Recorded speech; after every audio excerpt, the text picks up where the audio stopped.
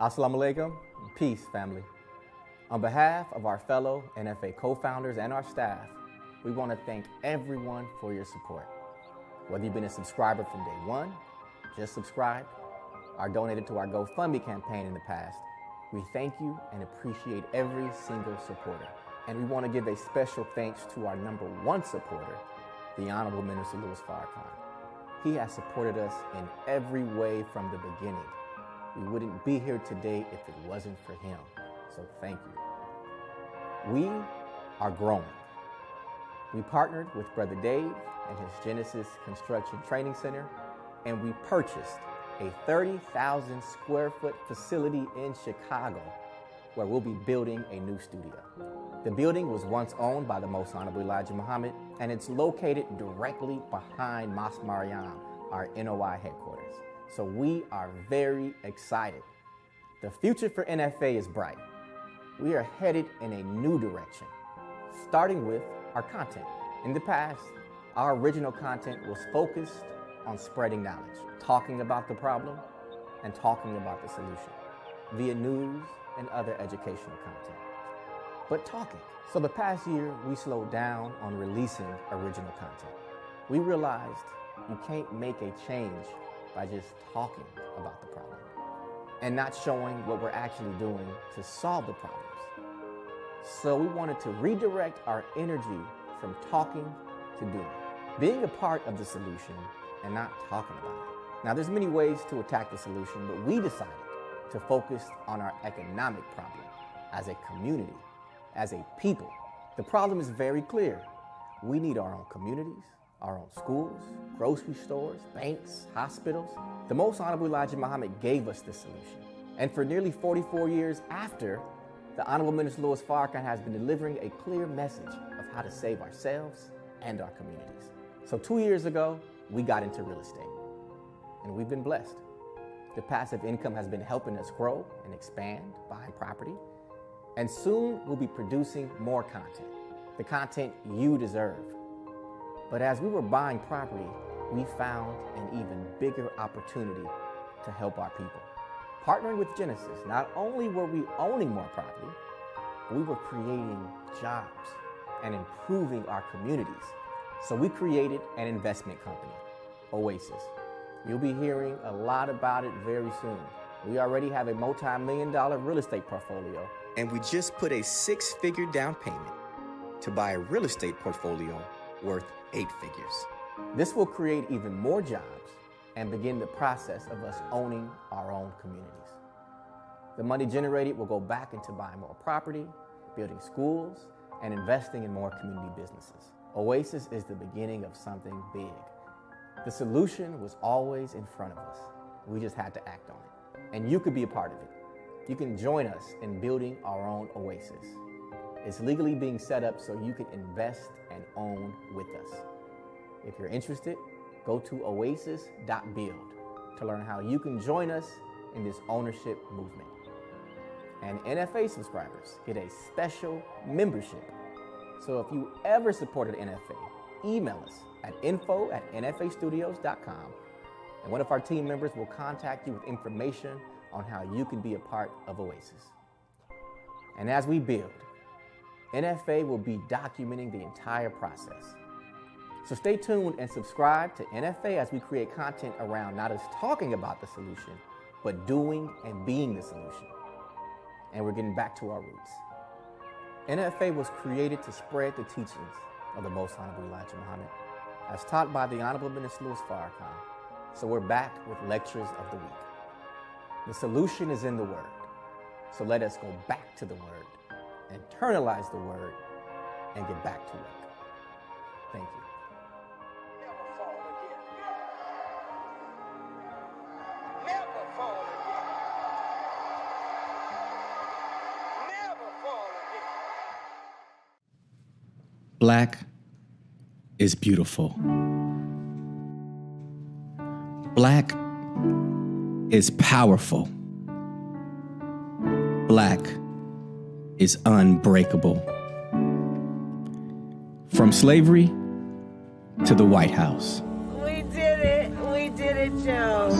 My family is making a grant to eliminate their student loans. From cotton fields to billionaires. Billionaire Boys Club, for real, homie. Oh my. The first billionaire in hip-hop right here on the West Coast. Believe it. But as we continue to do the impossible, let us not forget the mass majority of our beautiful people. For the majority of us, this is not our reality. This is our reality.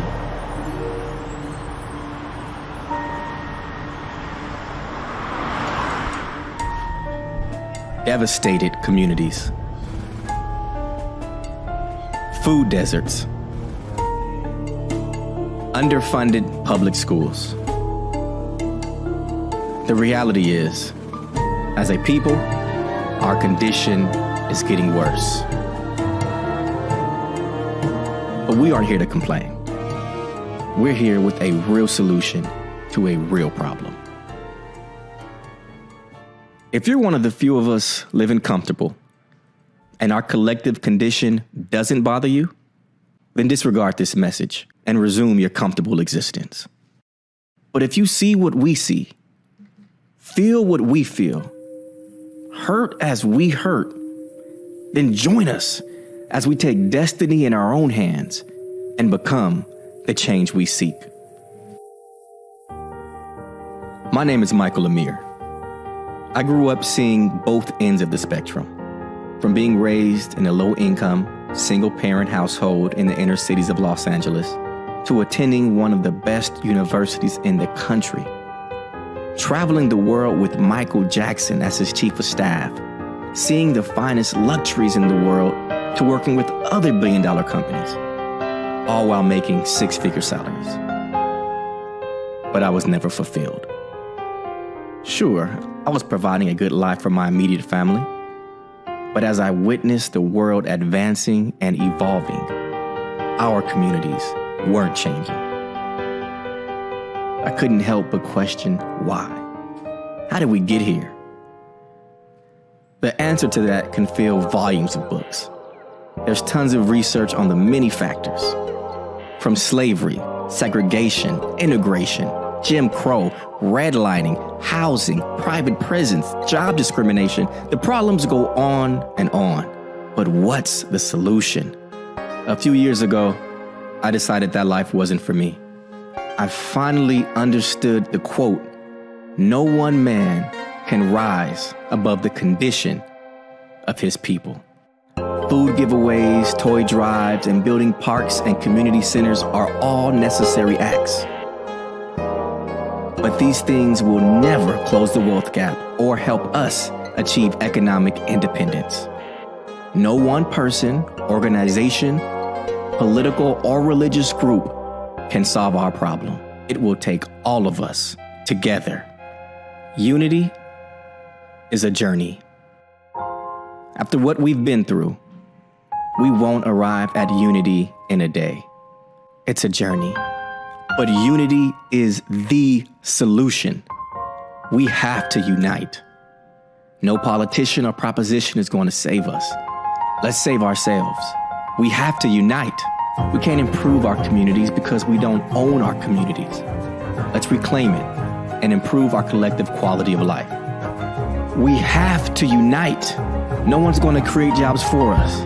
Let us create our own. We have to unite around a program. Not a religious or political program, an economic one that transforms us, our communities, and creates jobs. One didn't exist, so we created one. I got together with like-minded people that had the same goal. We pooled our resources and proved that together we can accomplish anything. On a small scale, with the unity of a few of us, we purchased dozens of dilapidated properties in one of our communities. We invested in their renovation and rented them out, providing housing and a better quality of living for our people. We partnered with one of the best construction schools in the country and created dozens of full-time construction jobs for those from the community. We took the money profited from those properties and invested in more community businesses, creating even more jobs. We did all this with little finances and in a short amount of time. We created a formula that works. We want to share it with you and multiply it. There's a false narrative among us that Black people don't have money. The reality is our communities are gold mines. We're just the only ones who don't know. We need to mine, extract, and recycle our own resources. Since we don't own our communities, the money goes right out and others profit. It's time we take our destiny in our own hands and build real generational wealth. When most people see this, they see the hood, where the aim is to make enough money to move out. But look closer. We see wealth and jobs, a potential oasis that we own. We must own our communities. But given our median wealth as a people being the lowest, the majority of us can't afford to buy homes or land. This is what keeps us in this poor, dependent condition.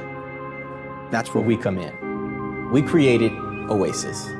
This is a company dedicated to buying and transforming our communities. And we have officially filed with the SEC to give you an opportunity to own with us.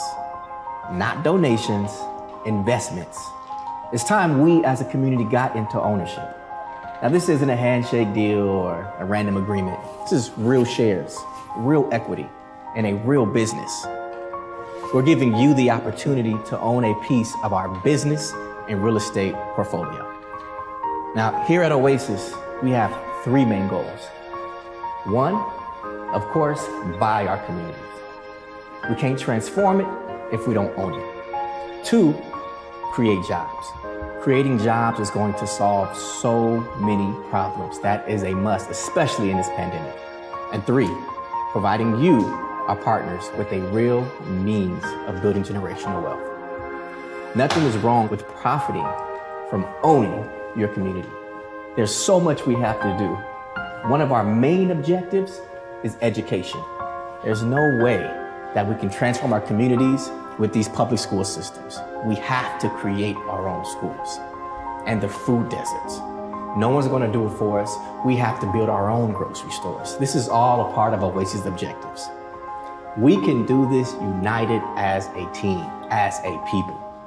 And for everyone non-Black, if you really wanna help, if you really wanna help change our condition, which will in turn help everyone's condition, then this is for you. This is your opportunity. Not by tweeting, marching, or wearing a shirt. All that is nice. But this is helping by investing in something that was destroyed. Black people have been through a lot of high hopes, false promises. We march, we vote, and still our communities look the same. We're here to finally deliver on something real, something tangible. But one person or one group can't do this by themselves. It takes us united. United, we are stronger and more powerful than an atomic bomb. We can do anything as a group. We don't have to wait for anyone. So let's not wait. Let's go. Right now, go to oasis.build. Go through our business plan, and let's join up and change our own destiny. Together, we can make our communities a decent place to live.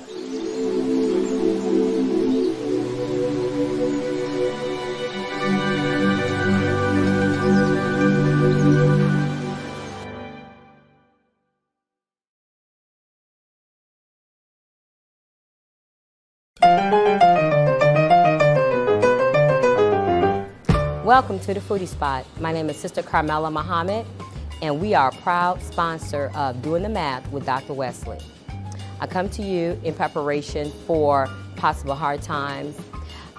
We've been told to store food in our home by the Honorable Mrs. Farrakhan, so you can also come to the Foodie Spot and get your navy bean soup, vegetable medley soup, and lentil bean soup, pressure cooked canned. In addition to that, I have dried navy beans. We also have frozen dinners prepared that you can actually store it in your freezer for those times. pull them out, warm them up, cook them.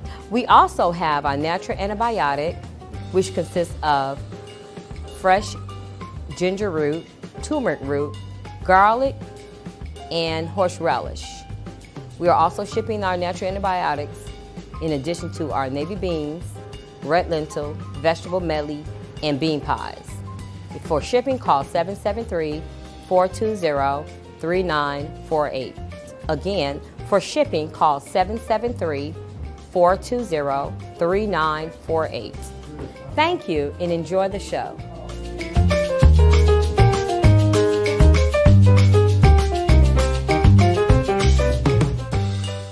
So no, it's a horrible story. Malcolm's assassination is a horrible story. And I'll tell you something else that's horrible too. They got this new guard, of the nation. Now, in the book that I got coming out, I have a small little message for Farrakhan in which I'm calling on Farrakhan as a leader of African people to just basically just come clean and let's stop, let's shut that spigot off. Like there's this new thing going on now. Like I was listening to Nelson, Karl Nelson.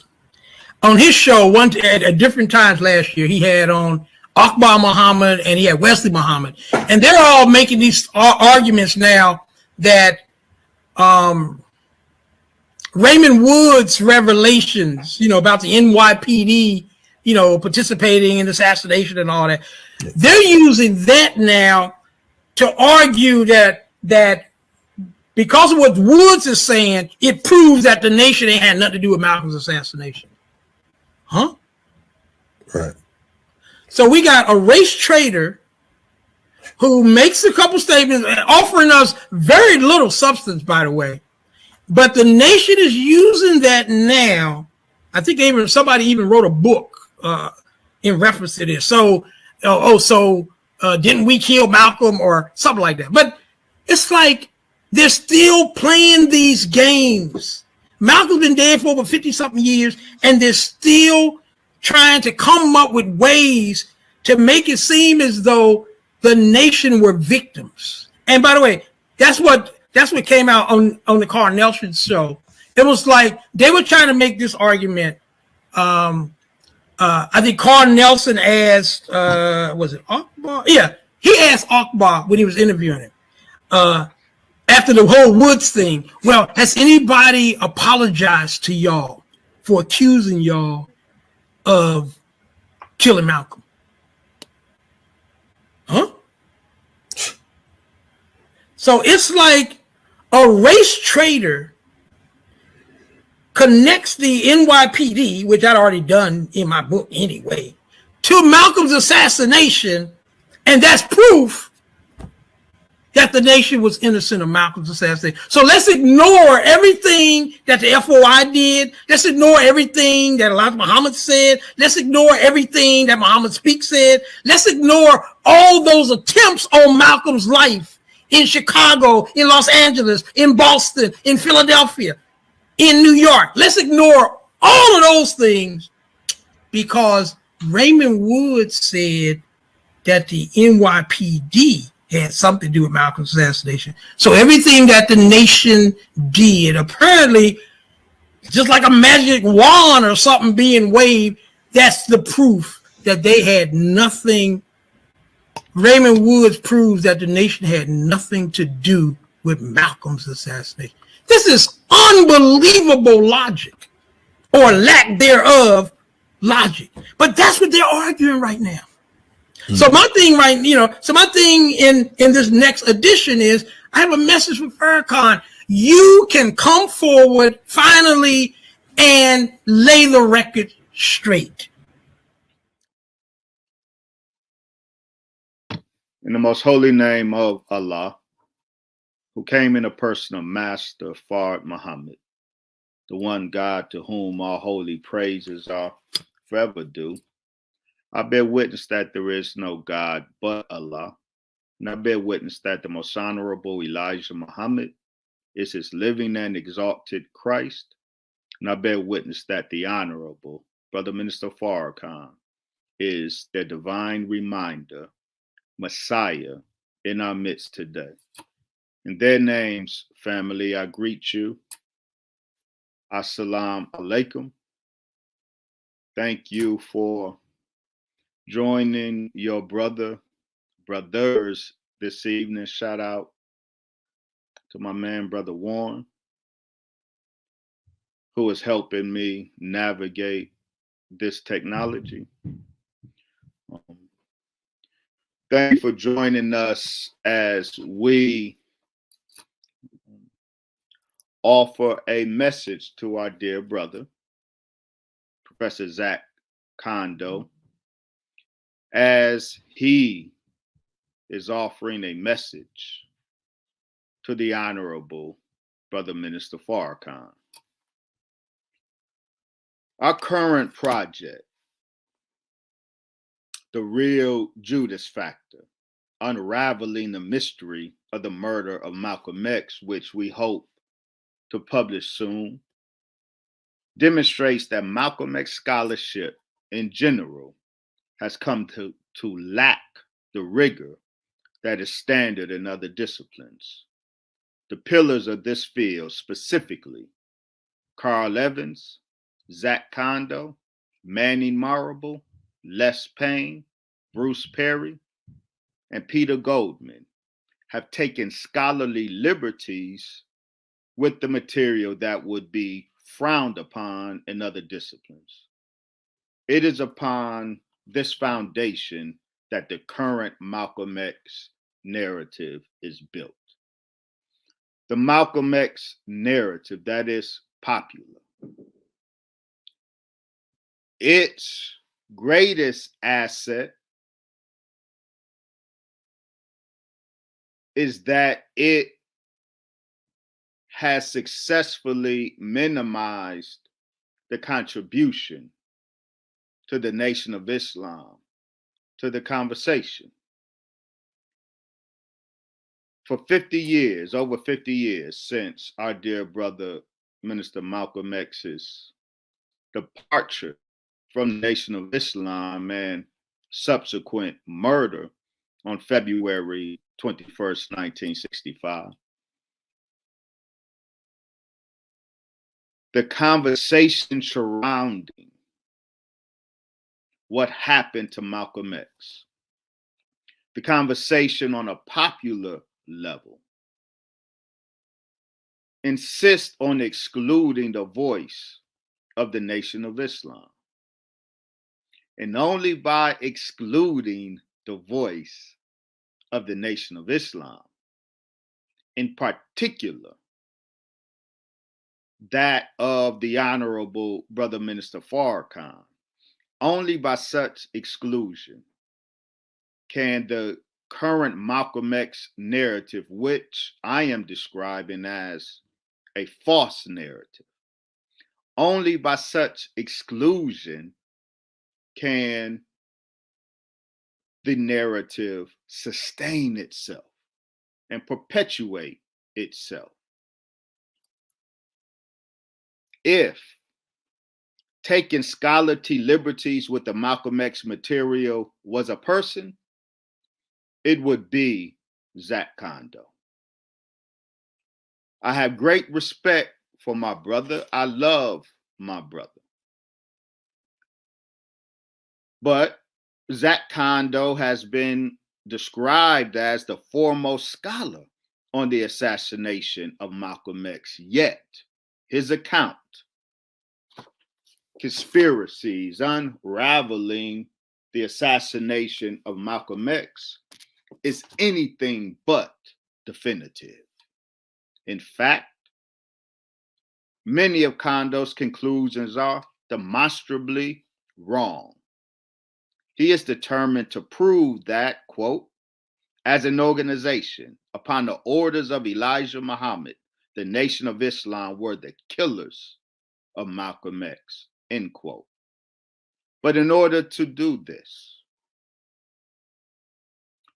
Brother Zak Kondo has to engage in some very suspect scholarly practices, not unlike Karl Evanzz, and we demonstrated in a recent post, mischievous scholarship, Karl Evanzz and the Malcolm X false narrative.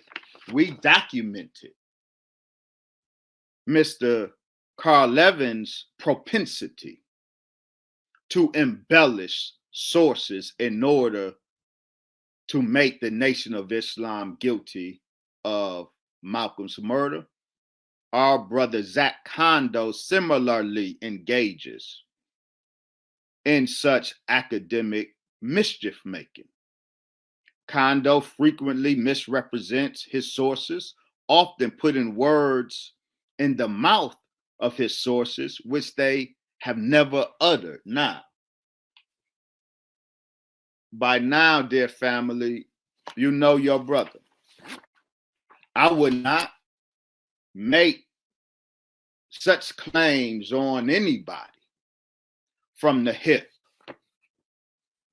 If I say someone is wrong, I document their error. A lot of us don't like to read anymore. That is fine. But in correcting the false narrative, we will be more rigorous than those whom we are challenging, and we are offering up our perspective in a vettable way.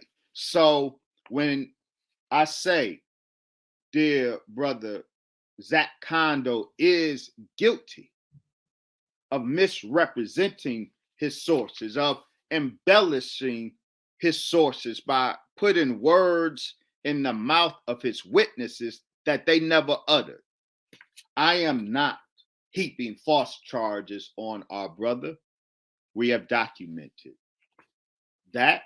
And this is but an excerpt of our larger project, a larger book, The Real Judas Factor, Unraveling the Mystery of the Murder of Malcolm X.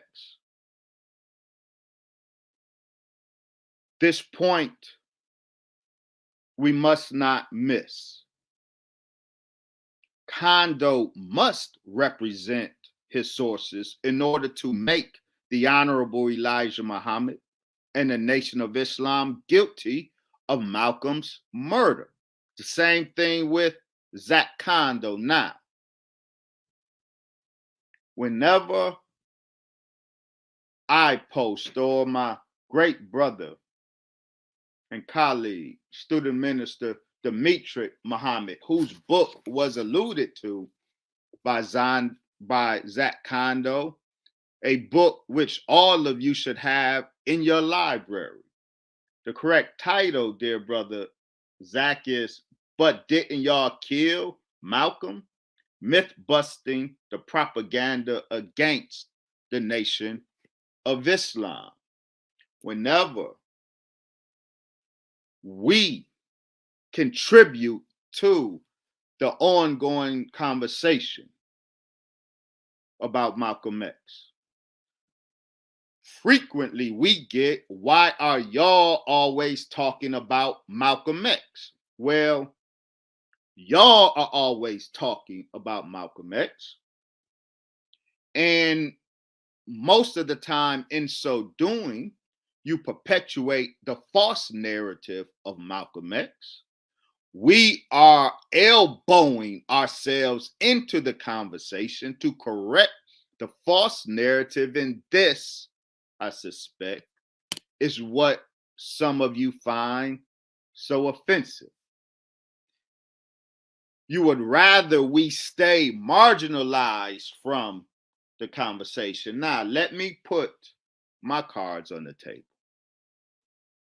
I come to this conversation wearing two hats, if you will. One, I'm an academic. And so I approach the subject as an academic. Two, I'm also I also belong to that circle of people who, those familiar with the Malcolm X story, finds very villainous. I'm one of those Chicago national officials.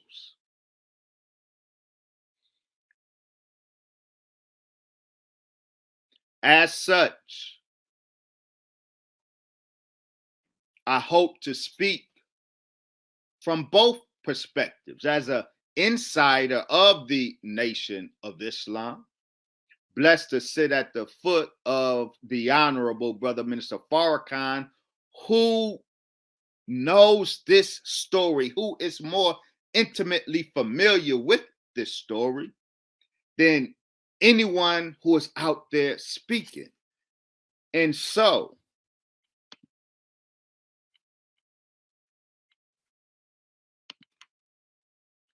Brother Zak wants the minister to come clean. The minister ain't never been dirty. Never. The minister has not been ducking and dodging this conversation. I want this image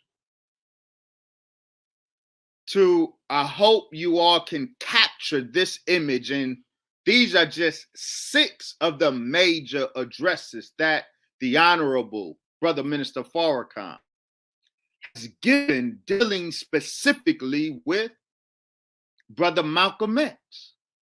If you haven't heard the voice of the Honorable Minister Louis Farrakhan speak to the painful matter of Malcolm X, the man, and his murder, it is only because you have closed your ears to him. He does not have to come clean. He was never dirty. He does not have to all of a sudden speak on the matter. He has been speaking on the matter and laying the matter bare and straightening the record.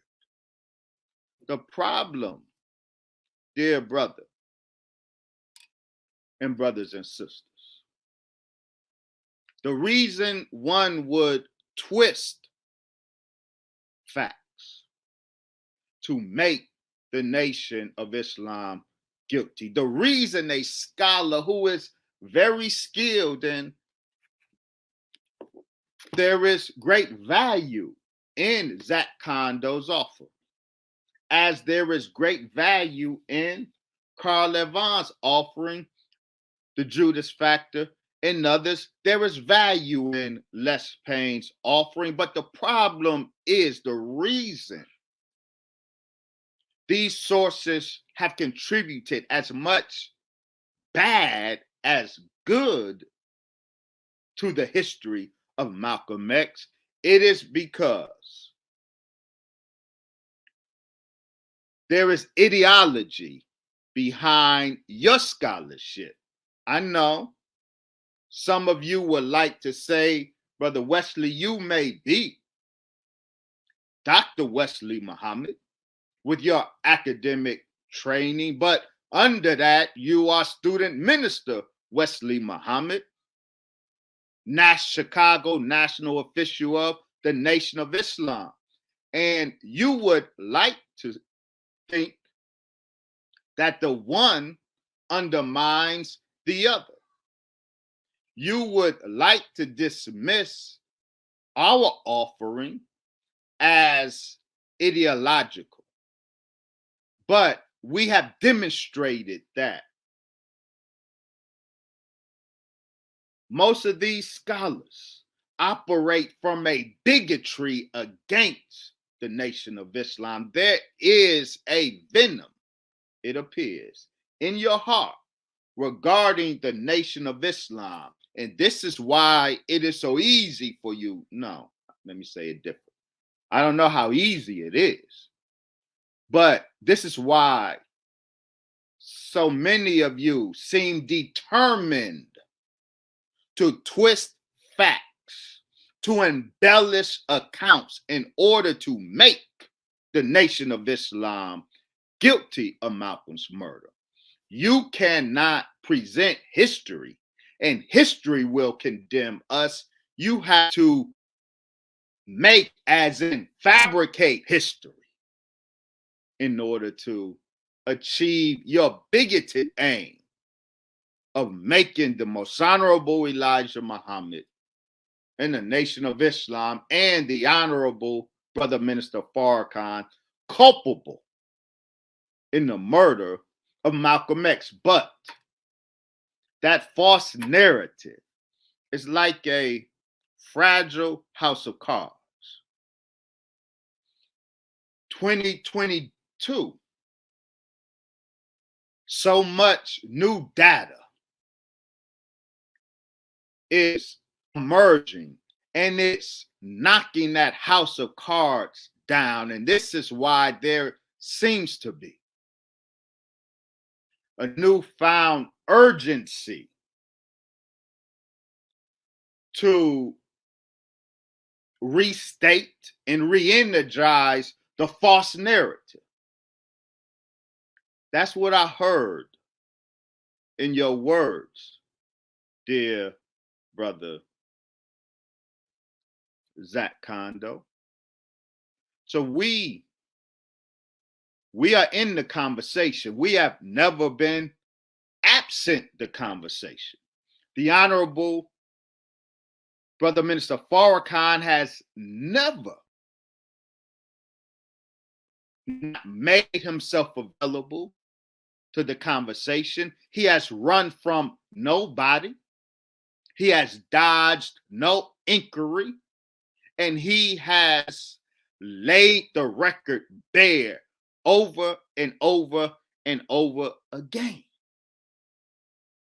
So to suggest that he hasn't, to imply that all of these years Farrakhan has been dodging the issue, and it's time to shut that spigot off. And in order to do so, you, Brother Zak, have to send a message to Farrakhan to finally come out. Where you been all of these years when the minister was laying the record bare and straight?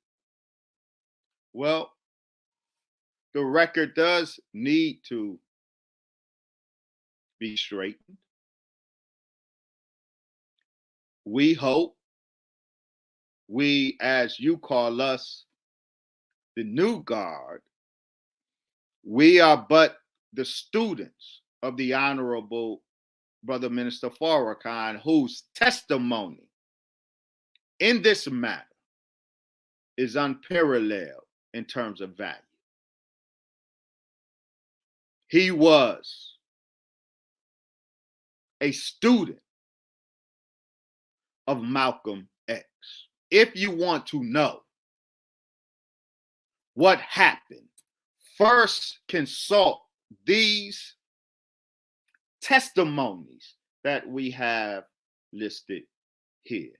Now, in a few moments that I would take of your time,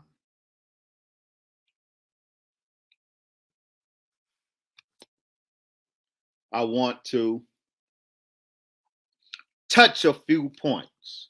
I'm not going to go through the entire document. It is for you to read and study. You can download the PDF from my academia.edu page, Dr. Wesley Muhammad. Study it, critique it, vet it. I would say this, brother, the clip we just showed, Brother Zak Kondo was on Brother Kalanji's Riot Starters show. Shout out, assalamu alaikum, to my brother Brother Kalanji, with whom I spoke today. We will, inshallah, join Brother Kalanji on his show next Tuesday to talk about the assassination of Malcolm X and the false accusations against the Nation of Islam in its regard. Tonight, I want to touch on a few points. Again, we are deconstructing a false narrative, the false Malcolm X narrative. Malcolm, that great diamond among men, as the Honorable Brother Minister Farrakhan has described him. Malcolm and his greatness, his true great legacy, is imprisoned in this false narrative.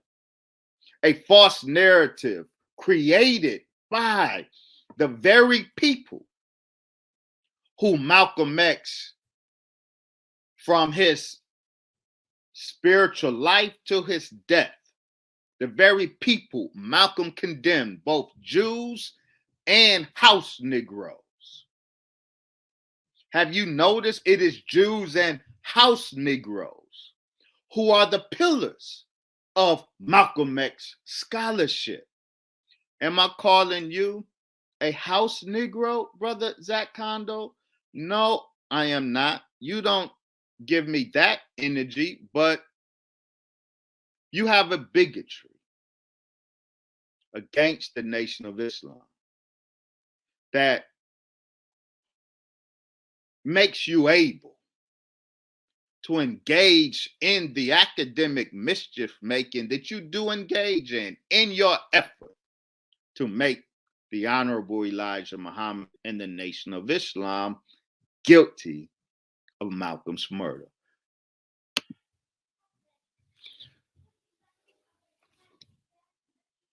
So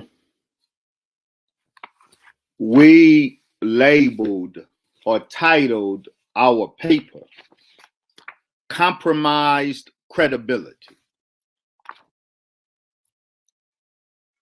suggesting, of course, that Brother Zak Kondo's credibility as it relates to the assassination of Malcolm X, though he is hailed as the foremost scholar on the assassination of Malcolm X, I am suggesting that our dear brother's credibility is compromised. Take, for example, the head-scratching statement that he recently made. Quote, I have found no evidence of the CIA's involvement in Malcolm X's assassination. Now, that is such a head-scratching statement to come from the putative foremost scholar on the assassination of Malcolm X. Brother Zak's alleged definitive account of the assassination was published in 1993. Yet, still in 2022, you could say that I have found no evidence of CIA involvement in Malcolm X's assassination. It is incredible that the leading scholar of the assassination could make such a statement, particularly after, Brother Zak, you mentioned on the show that your interest in the assassination of Malcolm was stimulated by your reading Eric Norden's 1967 article on the assassination. And it is Eric Norden in that very article that triggered your quest, your journey to investigate the assassination. It was Eric Norden who reports talking to the North African diplomat who was given a heads up by French intelligence after Malcolm was barred from landing in France or entering France. Eric Norden spoke to a North African diplomat from the country that was probably Morocco. And this diplomat told Eric Norden that his country was told by French intelligence that Malcolm was to be killed in France, and they did not want to be scapegoated for his murder, so they didn't let him in. And the diplomat said to Eric Norden, so the CIA is killing their own now. The evidence of CIA involvement in the murder of Malcolm X is plentiful. We know that Benjamin Reed, assistant to President Johnson's Secretary of State, Dean Rusk, Benjamin Reed, meaning the White House, contacted the CIA's Richard Helms. And the CIA opened a clandestine services operation against Malcolm X, which is the operation that overthrows foreign governments and assassinates their leaders. How can you say you have found no evidence of CIA involvement by the CIA opening up a clandestine services operation, a kill operation against Malcolm X in May, and then in July, August of '64, we have the CIA documents in which the White House urged the CIA's Dirty Tricks Department to take action against Malcolm X. And when the CIA said that we can't because he's an American citizen, the White House said that for all intents and purposes, Malcolm X has renounced his citizenship. In other words, Malcolm can be treated as a foreign enemy, and therefore the CIA had the same green light to neutralize Malcolm as the FBI, whose primary interest is domestic affairs and American citizens, while the CIA's restricted interest was supposed to be foreign affairs. When the White House told Richard Helms that Malcolm is to be treated as if he has renounced his American citizenship, this was the White House giving the CIA the green light to target Malcolm the way the CIA targeted Patrice Lumumba. And thus Malcolm was poisoned in Egypt. How can you say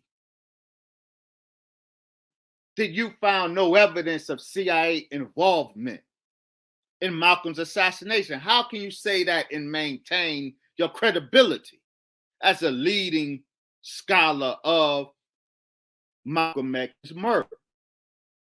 We know that CIA agents were following Malcolm X in Africa. I'm not talking about the Jew that Malcolm describes in his autobiography. I do not believe that one was CIA.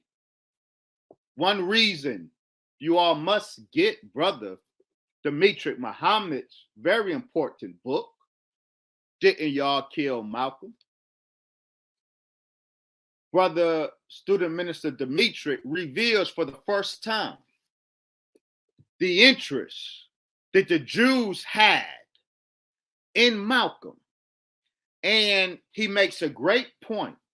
That narrative that Malcolm offers in his autobiography of him engaging with this agent that had been following him around. And in the course of his engaging that agent, it's revealed that, or Malcolm says that he knows that this agent is a Jew.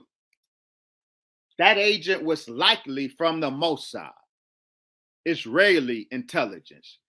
Israeli intelligence had an interest, had a vested interest in neutralizing Malcolm X as well. But the CIA had a black agent following Malcolm throughout Africa and in 4 different countries.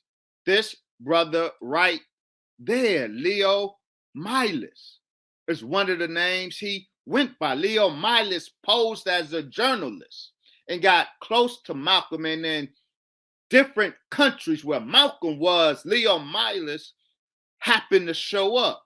He, the evidence now shows, was a CIA operative sent to shadow Malcolm X. So the poisoning in Cairo, Egypt, could have been a Mossad operation, a CIA operation, or a collaborative effort. How can you say that there is no, that your research, and you are the leading scholar on the Malcolm X assassination, but you can say in your research you found no evidence of CIA involvement in Malcolm's murder? It almost is as if you are covering for the CIA. That statement is so outrageous. I'm not saying you are, but such a statement makes you suspect. We know James Farmer, the CIA, was so perturbed by Malcolm's African activities.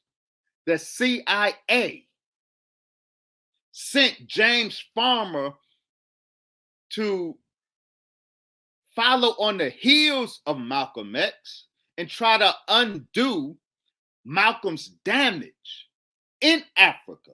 The CIA, because the White House saw Malcolm's African diplomacy as damaging to America's standing and America's African policy, the CIA sent James Farmer to try to undo the damage that Malcolm did. The CIA sent him.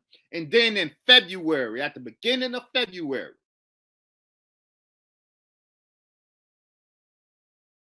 15 to 20 days before Malcolm was executed, James Farmer was informed while in Africa that Malcolm was about to be killed. And James Farmer said that the one who told him said that Malcolm's assassination won't be by the Muslims. A much bigger organization was about to kill Malcolm.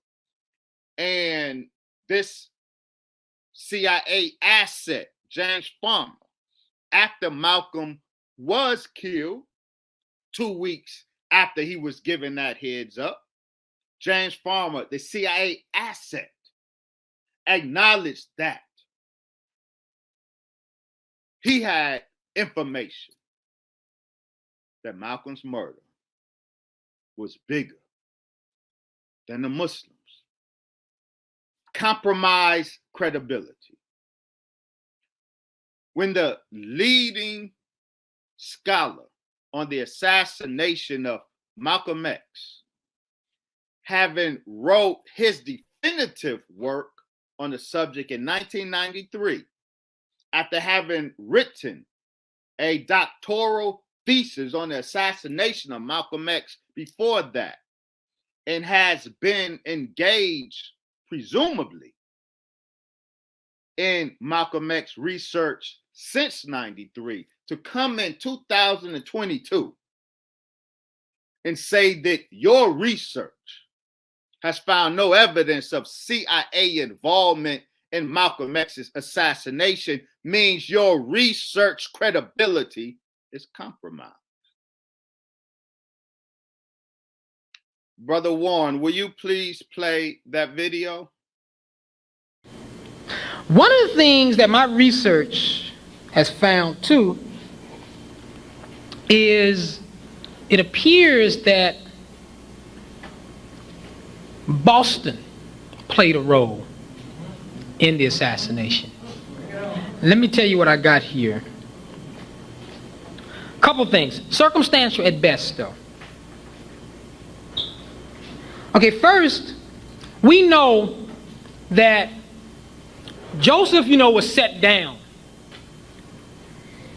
in June 1964 by Junior, who flew into to New York, because he said Joseph was not doing enough to destroy Malcolm.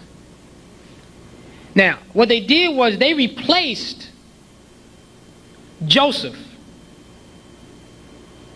with Clarence, the captain of the Boston Mosque.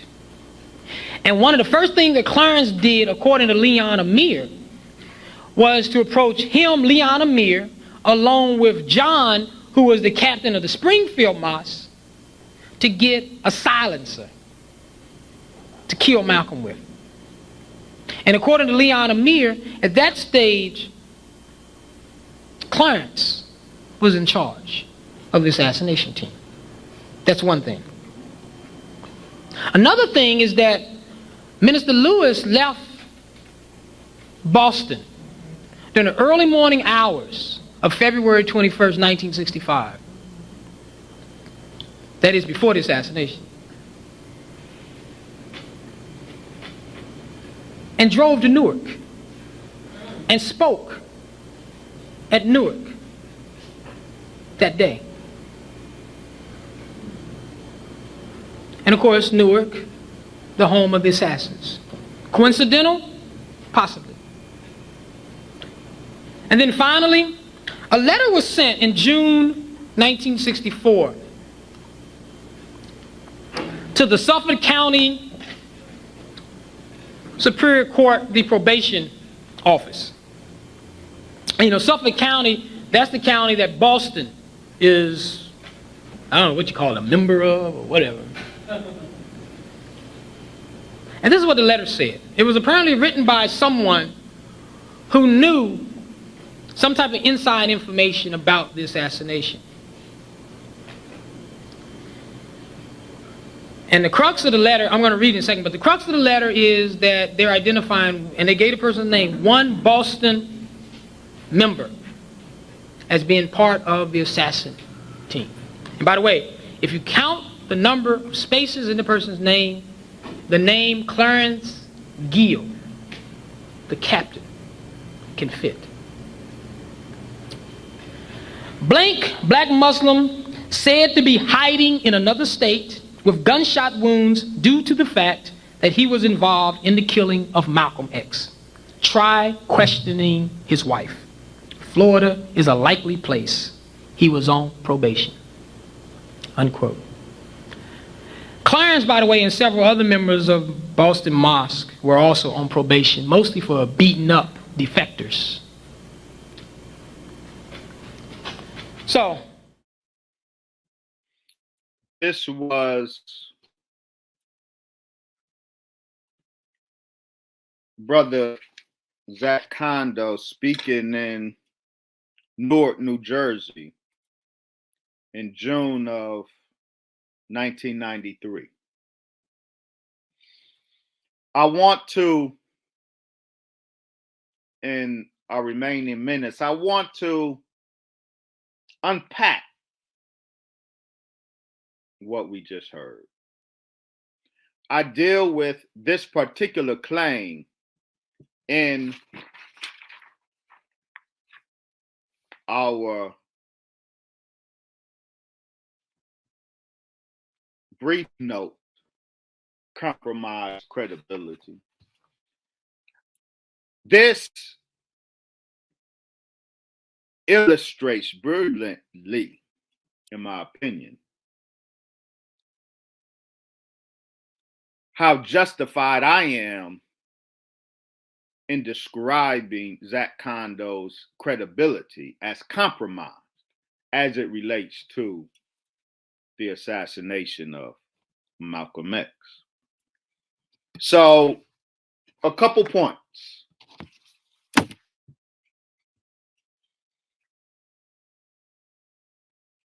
The Honorable Brother Minister Farrakhan has never shied away from the fact that on February 21st, 1965, he was in Newark. He was supposed to be in Newark. The ministers, the Most Honorable Elijah Muhammad, has certain ministers rotating in the absence of Malcolm as minister of number 7. Minister James 3X would teach in Newark and teach in New York, and there would be rotations.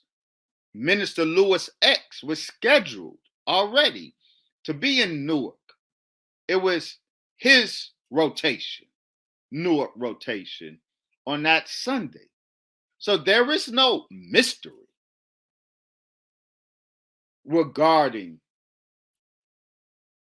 Minister Farrakhan's presence in Newark on that day. And absolutely not. I do not buy Les Payne's account from this pseudonymous Talib. Les Payne, in his book, The Dead Are Rising, which, Zak Kondo, you are pretty fond of. I'm not surprised. Les Payne gives this fictitious account of what happened at Temple number 5 Newark right after the assassination, when the shotgun, the William 25X Bradley, supposedly drove back to the Newark Mosque and gave an accounting of what happened, with the minister allegedly there.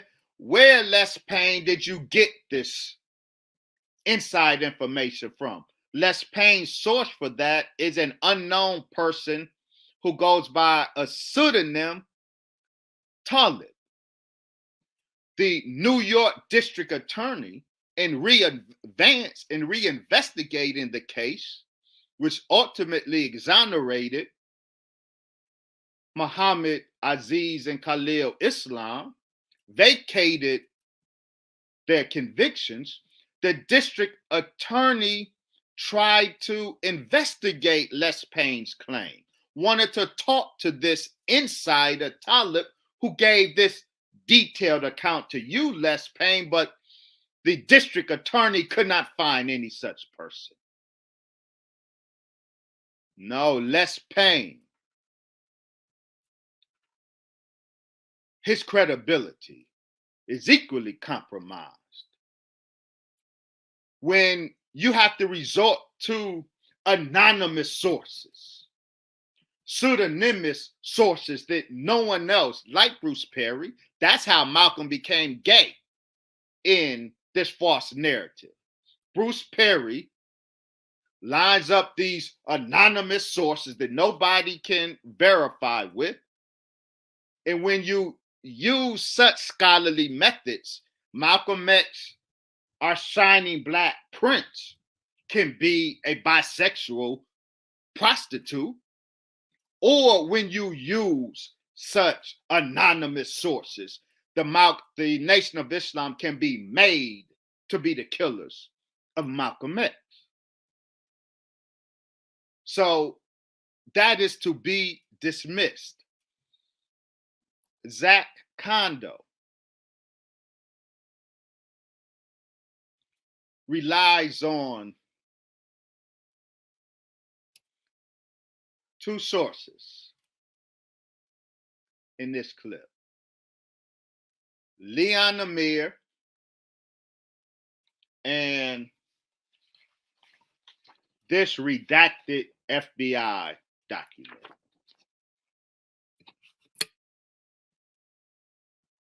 This is Leon Amir. Leon Forex Amir. FBI informant wannabe. That's Leon Amir. You know where he's at and who he's with? He's at Malcolm X's funeral. He was privileged with a police detail because, and that's the police detail protecting Leon Amir at Malcolm's funeral. Prior to Amir's arrival at Malcolm's funeral, he made an agreement with the New York Police Department. And the New York Police Department escorted him, protected him at Malcolm X's funeral. Now, Leon Amir, who is a source of much of the nation Muslims tried to kill Malcolm stories. So much of the anecdotes about times in which the nation allegedly tried to assassinate Malcolm X. Many of them, the most important ones, come from Leon Amir, the FBI informant wannabe. We'll get to that. Who is Leon Amir? And is he a trustworthy source? Because Zak Kondo and others hang their hat on Leon Amir's testimony about what Muslims allegedly did. For example, it's Leon Amir who claims that Muslims, in particular, Captain Clarence 2X Gill, the captain of Temple Number 11 in Boston, that Captain Clarence approached Leon Amir seeking a silencer with the intent of killing Malcolm. Leon Amir is the source of that claim. We're going to look at that and raise the issue. How credible is it? Leon Amir is also the source. Brother Zak Kondo, you were impressed by the revelation from Les Payne of a September meeting that the Honorable Elijah Muhammad allegedly called a September 1964 meeting in which the Honorable Elijah Muhammad allegedly over 8 hours inspired and instructed captains and ministers to do bodily harm, to maim Malcolm X. And at this September meeting, the Honorable Elijah Muhammad allegedly gave the kill order for Malcolm X. Who is the source for this information? It is Leon Forex Amir. So who is Leon Forex Amir? He was one of the trainers of the men in New York, Temple Number 7. However,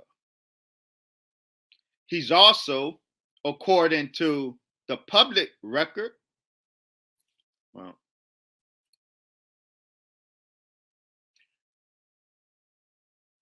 apparently Leon Amir was given a job by the Honorable Elijah Muhammad to work with Cassius Clay, Muhammad Ali. But Muhammad Ali fell out, or Cassius Clay fell out with Leon Amir because, according to the records found in the Malcolm X assassination file of the New York City Municipal Archives, Cassius Clay fell out with Leon Amir because Leon Amir was in Cassius Clay's ear, trying to get him to leave the Nation of Islam when the money was cut off that Leon Amir was getting for his assignment with Cassius Clay. When the money was cut off, Leon Amir was in Cassius Clay's ear trying to urge him to leave the Nation of Islam. Cassius Clay did not appreciate that. Leon Amir. There is much discussion, not inappropriately so, of when Leon Amir got beat up at his hotel. Captain Clarence reportedly and some of the FOI met Leon Amir reportedly at his hotel and beat him up. This was Christmas Day, December 1964. Okay, but do you know the context of that? The false narrative wants to make that another attempt to assassinate Malcolm X, but Malcolm X wasn't there. But that's not what that was about.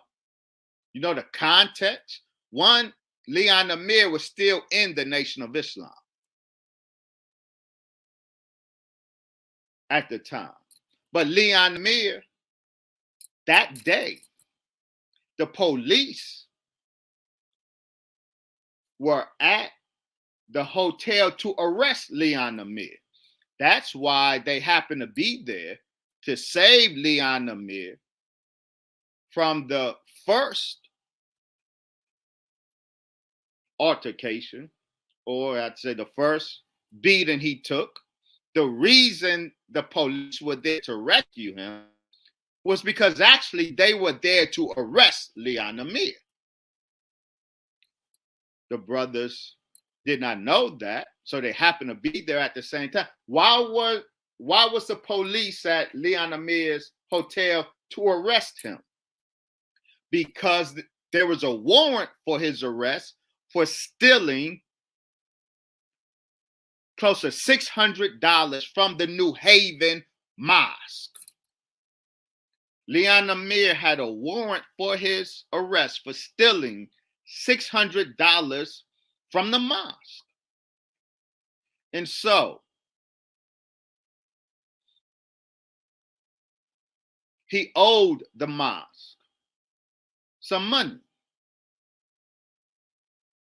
Brothers reportedly put a whooping on him to encourage him to pay the money. That wasn't about Malcolm X. That was about the money that Leon Amir had reportedly taken from the New Haven Mosque. And remember, when Leon Amir was no longer getting a check from Cassius Clay, a job that reportedly the Honorable Elijah Muhammad saw to it that Brother Leon got. But then when the money dried up, Leon was in Cassius Clay's ear to leave the Nation of Islam. And then he ends up taking $600 from the mosque. So yeah, did the brothers rough him up? Well, they probably did. But it wasn't about Malcolm X. It was about Leon Amir. Now, Leon Amir, he wasn't telling any stories about any attempt to assassinate Malcolm X. He was still in the Nation of Islam. After he got out of the hospital from being beat, he got out of the hospital in January 65. He then left the Nation of Islam and went with Malcolm. And it was only then, after having because even though the brothers who touched him up because he reportedly stole money from the New Haven Mosque, $1964, meaning $600 in 1964 value. Even though the brothers, they did go to court and had to pay a fine for touching Leon up, but the charges Leon still had to face legally, the charges of stealing that money. And so Leon Amir did a couple of things now that he's gone. He went to Malcolm. He didn't go to Malcolm before. He went to Malcolm after he got out of the hospital. Then he went and joined Malcolm X. And when he joined Malcolm X, he went to Malcolm with all of these stories. We hear for the first time. For the first time, he tells Leon Amir, the extorter, the one who stole the money, is now telling Malcolm about the September 1964 meeting where the Honorable Elijah Muhammad allegedly, supposedly instructed those gathered to maim or kill Malcolm X. Leon Amir is the only source for that, and he did not start talking that until after he got touched up for that money he took and he left the Nation of Islam with charges still pending against him. So he joins Malcolm. He tells Malcolm about Captain Clarence, the one who touched him up, reportedly touched him up for that money he took. Now he's with Malcolm.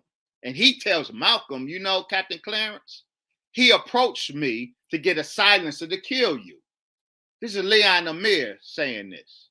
Leon Amir got put in the hospital, according to him, by Captain Clarence.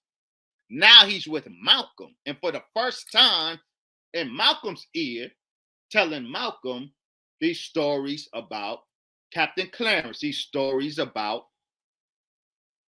the Honorable Elijah Muhammad back in September. If that was the case, Leon Amir, he didn't leave the Nation of Islam and go to Malcolm after sitting through 8 hours of hearing the Honorable Elijah Muhammad allegedly instruct those gathered to maim Malcolm. Leon Amir didn't leave the nation and go to Malcolm in September. He stayed in the Nation of Islam until after he got touched up for that money he reportedly took, and then got out the hospital. Then he went to join Malcolm and put these stories in Malcolm's ear. But there's another thing he did. He didn't just join Malcolm. He made contact with the FBI. He's offering the FBI. He wants to be an FBI informant. He says he does, not only does he contact the FBI, pleading with them, asking them to pay him to be an informant for them. Leon Amir, because he's broke, he contacts journalists, people in the press, and offers stories to them if they would pay him. That's Leon Amir. So he offers stories to media people. If they would pay him for dirt on the Nation of Islam, they don't find him credible, the media people. Leon Amir, he calls the FBI, wanted to be an informant for them. He offers himself, Leon Amir. He offers himself to the FBI. He says to the FBI, if you would like, when my trial, my New Haven death trial comes up, I will go on your behalf and testify in court, revealing things about the Nation of Islam. This is what he's propositioning the FBI. That I will show up if you want, if you pay me, I will show up at my trial for having stolen money from the Muslims. I would show up and I would testify against the Nation of Islam if you would like, and if you would pay me. And look what the FBI says.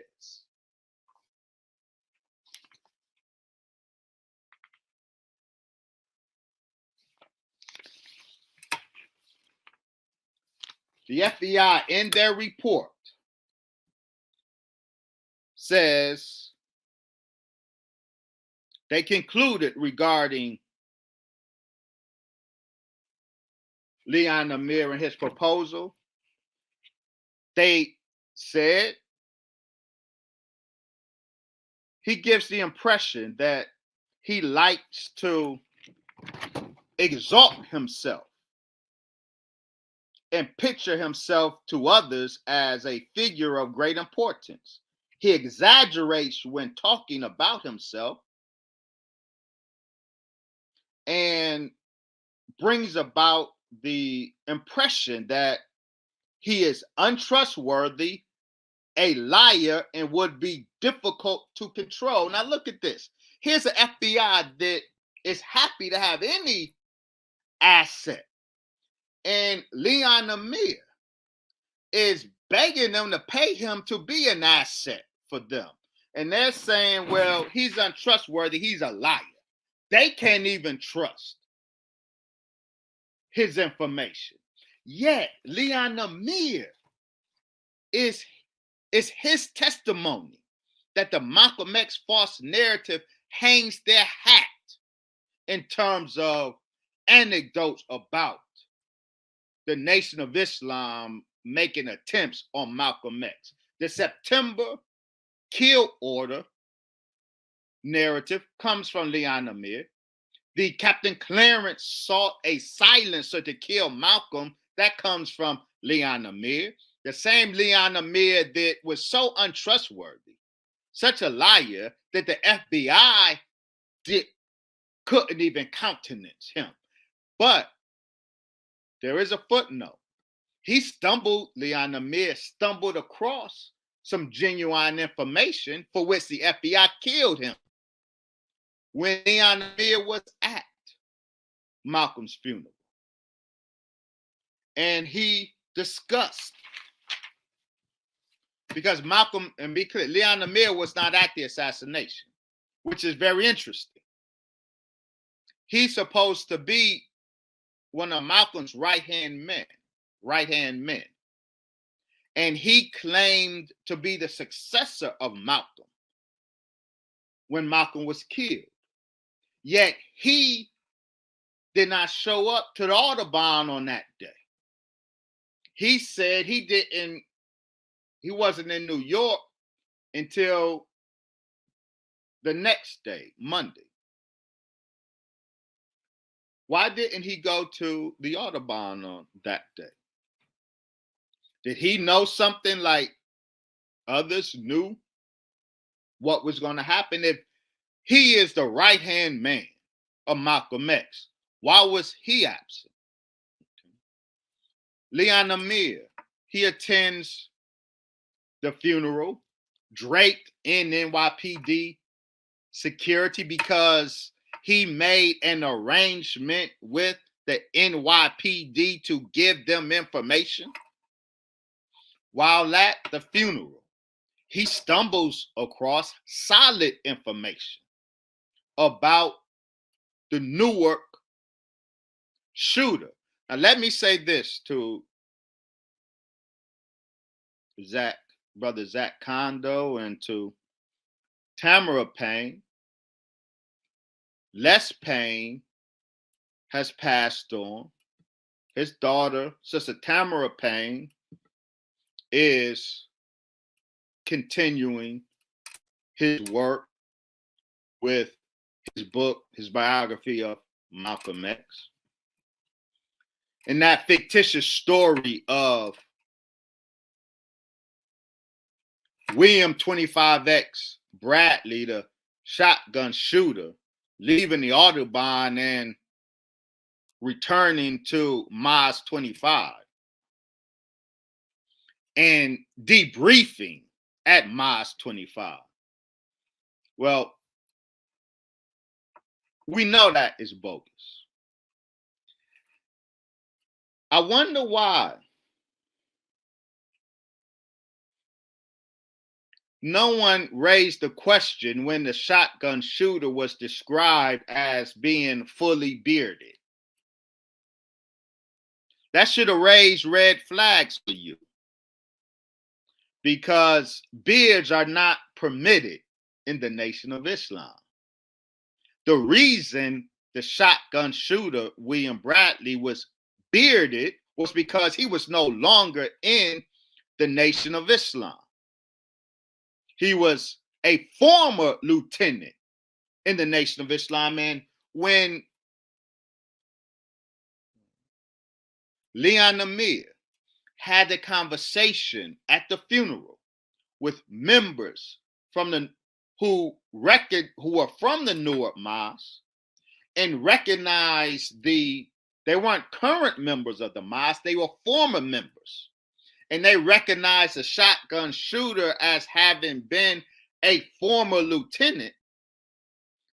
February 21st, 1965, William Bradley was not a lieutenant of Newark number 25. The FBI pursued that lead and identified the two lieutenants of Mosque number 25, Edward 15X and Robert 15X. There was no William 25X as lieutenant of Mosque 25 because William 25X was no longer an active member in the mosque. That's why he was a bearded Muslim long before February 21st. So, this fictitious narrative that from Les Payne, that this non-member shotgun man, William Bradley, went back to Temple number 25, met with officials there, and was debriefed. That's total fiction. And the source of it, Les Payne, absolutely does not anchor that in any vettable source. It would not be permissible in court, but it's permissible when we abandon academic standards in order to make Elijah Muhammad guilty of Malcolm's murder. Then we can admit such weak and inadmissible testimony. But in any case, when Leon Amir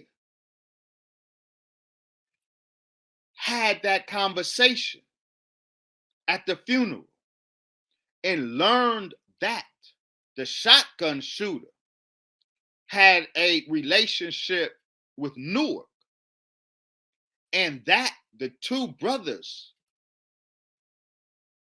Charles 26X Blackwell and Robert 35X Smith, that were doing front rostrum, stage right and stage left for Malcolm. The ones that had, when the shooting started, they cleared out the way, giving the shooters a clear shot at Malcolm. Leon Amir at the funeral learned that they were part of the plot. He had good information now. He immediately called, again, his people from the FBI and told them, I got something here. He wanted them to pay him for this new information he got. The FBI, they came to see him in his hotel. Leon Amir never emerged from his hotel room. The FBI entered, heard Leon Amir's story about the shotgun shooter from Newark. The FBI left his hotel. Leon Amir never left his hotel again. He was killed. He tried to sell false stories to make money when he stumbled upon a real information, again trying to sell it to the FBI, and they killed him. But this is the man who is so central to the nation was to kill Malcolm narrative. You talk about compromised credibility. Now, the second thing that, and we're going to wrap up. So, on Jump, if you base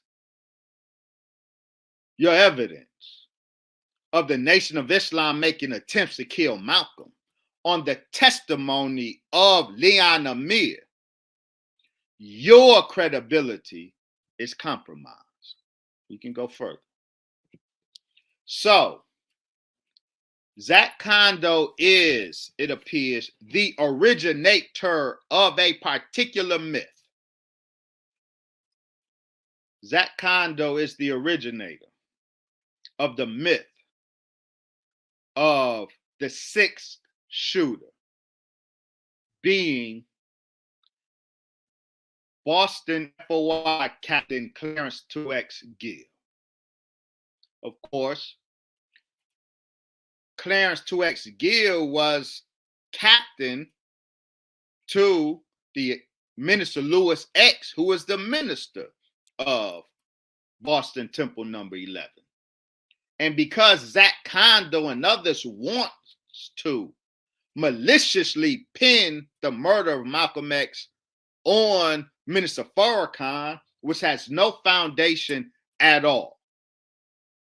He was never a suspect in the murder of Malcolm for good reason. But Zak Kondo and others want to make, because of something that seems to be in their heart, want to make Farrakhan complicit in the murder. And because they cannot find any dirt on him because he has no dirt on them. So they want to backdoor it. So now they create a myth about his captain, Captain Clarence 2X Gill. Zak Kondo seems to be the originator of the myth. And the myth is that in addition to the 5 allegedly Newark shooters, there was a 6th shooter, Captain Clarence, who was in a ballroom that day, took shots, but he himself got shot. And after that, he fled to Florida, where he was hiding out while recuperating from wounds he suffered on that day. And so from Zak Kondo, we get Omar Shabazz, filmmaker Omar Shabazz. I assume, well, I would hope you are joining us, dear brother Omar Shabazz. Omar Shabazz popularized this Captain Clarence as 6th assassin myth that originated from Zak Kondo. What is Zak Kondo's source for the claim that Clarence 2X Gill is the sixth shooter. His source is a redacted document. And in a Department of Justice document from October 21st, 1965, the document discusses a letter that the Suffolk County Probation Department received. The letter was anonymous. We don't know who wrote it. The letter just showed up at the Suffolk County Probation Department office. In this anonymously authored letter, it identifies a black Muslim from Boston who was a shooter at who it is said was a shooter at the Audubon and is now hiding out in Florida while he recuperates from wounds. In the redacted document, the name of this person is blacked out. Zak Kondo inserts in that space the name Clarence Gill. And so Zak Kondo reads this document as, quote, Clarence Gill. And he would like us to read it as, quote, Clarence Gill, black Muslim, said to be hiding in another state with gunshot wounds due to the fact that he was involved in the killing of Malcolm X. Try questioning his wife. Florida is a likely place. He was on probation. Again, in the actual document, the name is redacted. Kondo wants us to read Clarence Gill's name in that. And on that basis, the myth of Clarence Gill, Captain Clarence, as the sixth assassin originates. But we know Kondo is wrong. How do we know? Because he relied on the redacted document and inserted Clarence Gill's name there. But there is available the unredacted document. And the unredacted document has the name of the black Muslim. And it's James Cook, not Clarence Gill. Poof.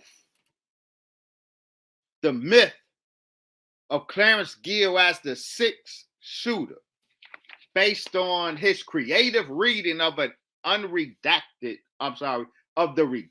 document, that myth is blown away by the revelation of the unredacted document that the person alleged to have been at the Audubon was not Clarence Gill, but James Cook. Who is James Cook, and was he at the Audubon shooting at Malcolm and recovering from his wounds in Florida? Well, the FBI pursued that lead. They found James Cook in Florida. James 9X Cook, was at one time a member of the Boston Mosque, and then he was expelled. The FBI document, the full document, that clearly Zak Kondo did not have access to. The full unredacted document investigates the claim. They talked to people who came in contact with James Cook because he was arrested several times in Florida. And the FBI determined that there is, from their files, there is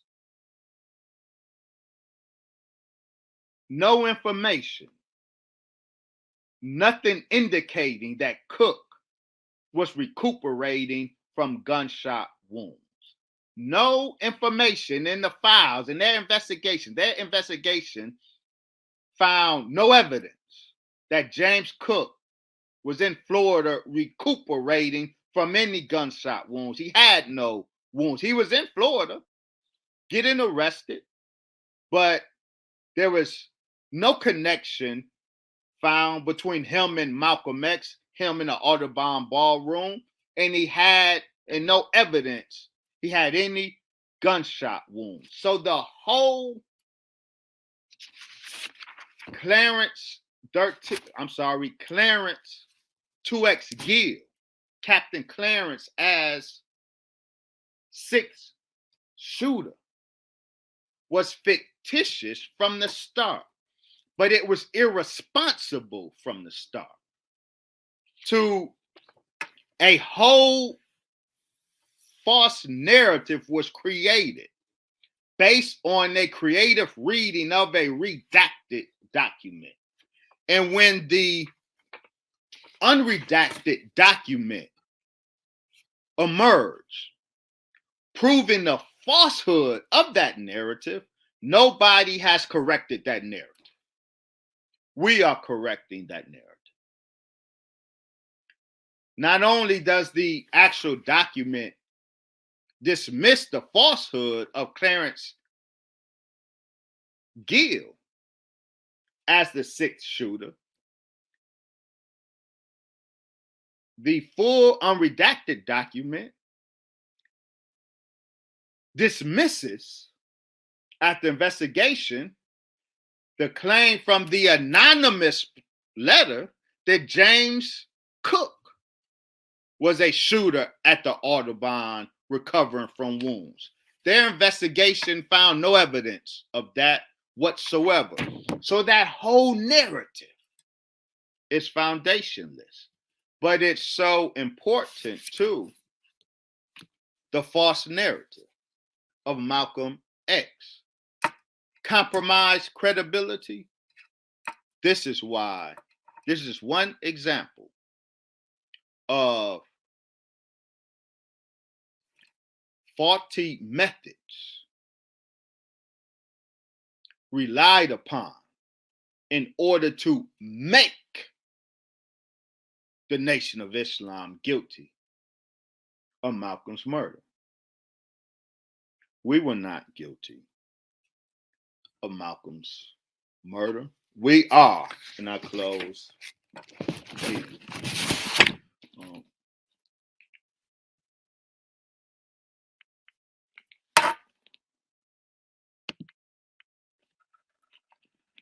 We will be releasing our document soon, inshallah. The Real Judas Factor, Unraveling the Mystery of the Murder of Malcolm X. And we hope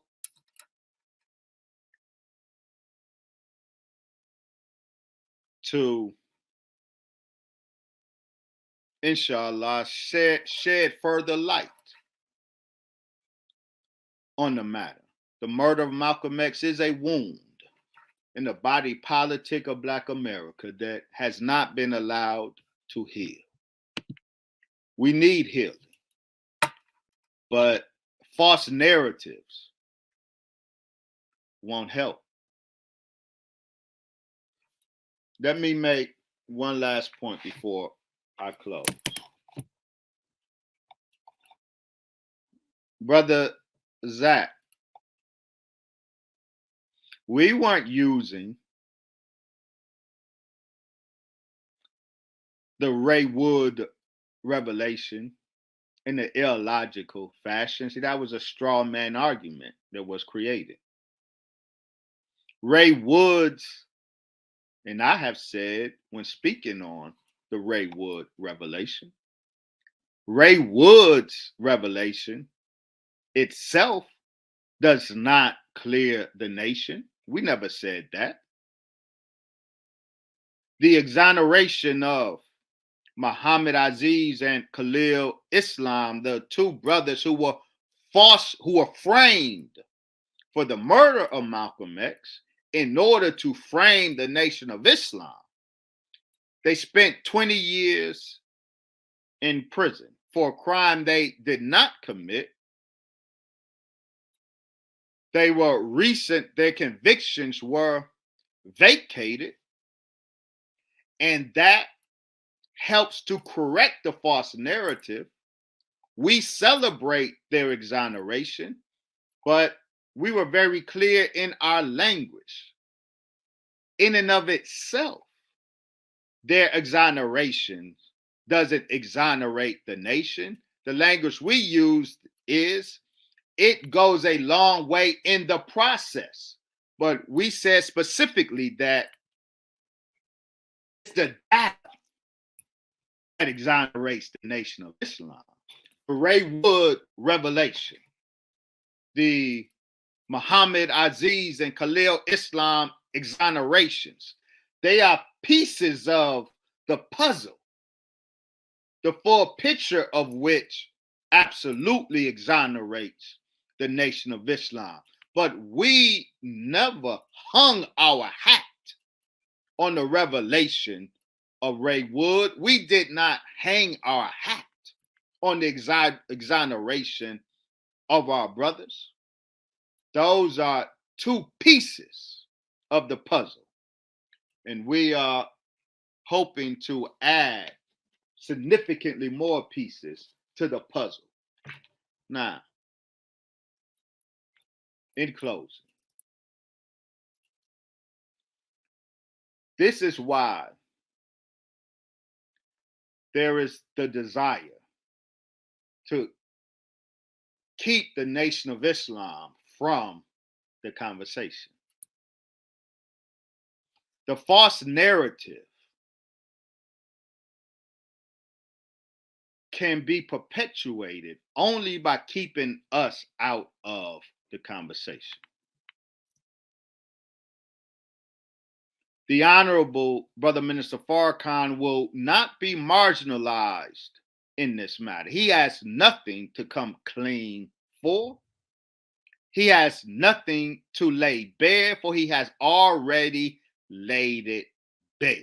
You refuse to avail yourself to his testimony because you are driven by ideology, a bigoted ideology, it appears. Bigoted against the Nation of Islam. We are in the conversation. We kick down the door. It angers many of you who are so invested in the Malcolm X false narrative. But you need to know that you who love Malcolm X, and we too love Malcolm X. This is why the Honorable Minister Louis Farrakhan can salute his brother Malcolm X. Did you see that at Savior's Day in Detroit? You don't honor Malcolm X by imprisoning his legacy in this false narrative, the foundation of which is hatred for the Nation of Islam. You don't honor his legacy. Inshallah, we all can contribute our research, our data, our firsthand experience, and by putting it all together, we can solve the mystery of the murder of Malcolm X and then move on to healing the wounds in the community. Thank you, family, for tuning in and indulging your brother. Join us on Brother Kalanji's show. We will post the link soon. we will discuss with him and his audience the false accusations against the Nation of Islam in this matter. That will be Tuesday. May Allah bless all of you. May Allah keep all of us safe in this dark hour. Tune in every Sunday to NOI.org, 10 a.m. Central Time. Tune in to your Nation of Islam. If you are in a city with a mosque or a study group, you should visit that mosque or that study group. The Nation of Islam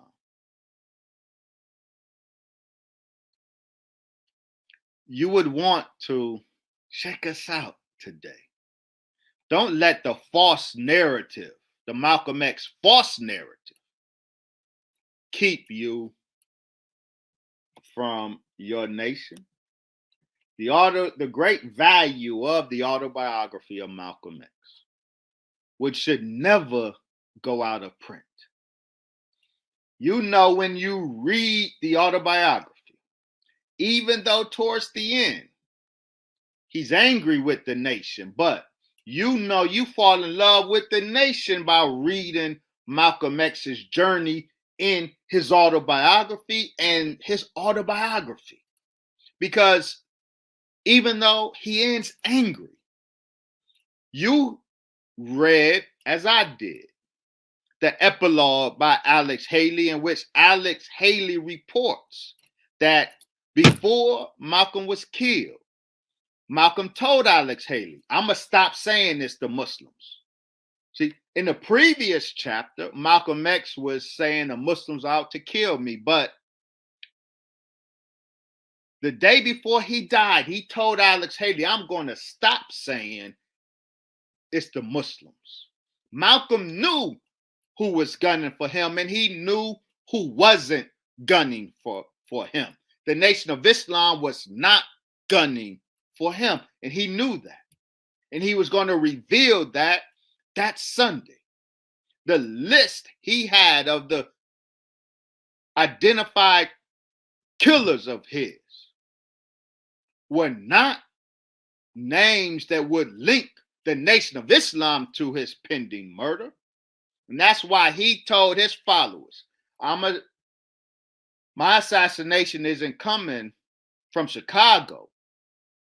He said, my assassination is coming from Washington, D.C. Malcolm said that. That autobiography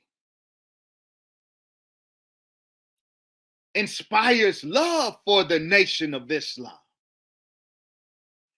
And in order to cut that off, the Malcolm X false narrative was created to neutralize. By falling in love with Malcolm X through his autobiography, you fall in love with the nation of this and the power of transformation that is evident in that book. You do. You know you do. I did too. And in order to neutralize that, you come up from the autobiography, but then you're bombarded with the false narrative that makes you now hate the Nation of Islam. That is the current state of play. The autobiography of Malcolm X is a very important document for the legacy of Malcolm X, despite Manning Marable's misgivings. We know the literary challenges of the book. We understand Alex Haley. We understand the chapters that were left out. But with all that being said, the autobiography is a great testament to the legacy of Malcolm X and the power of the Nation of Islam. This is why his book had to be neutralized. The power of the book had to be neutralized by constructing the false narrative and imposing the false narrative on the autobiography. Let's move past that. That Black America can heal. So visit your local mosque, visit your local temple, get to know the Muslims in your area, despite what the bigots say. If you choose to stay distant from us, you cannot use the false charge, the myth that the Nation of Islam killed Malcolm X. You cannot use that as your excuse to stay away from your family. We are your family. The Honorable Brother Minister Farrakhan has been, besides God and his Christ, Farrakhan has been the best friend of Black people ever. Those three have been the best friend of Black people, not the Nation of Islam, all Black people. And so, see us this Sunday, inshallah. May Allah bless all of you. Assalamu alaikum.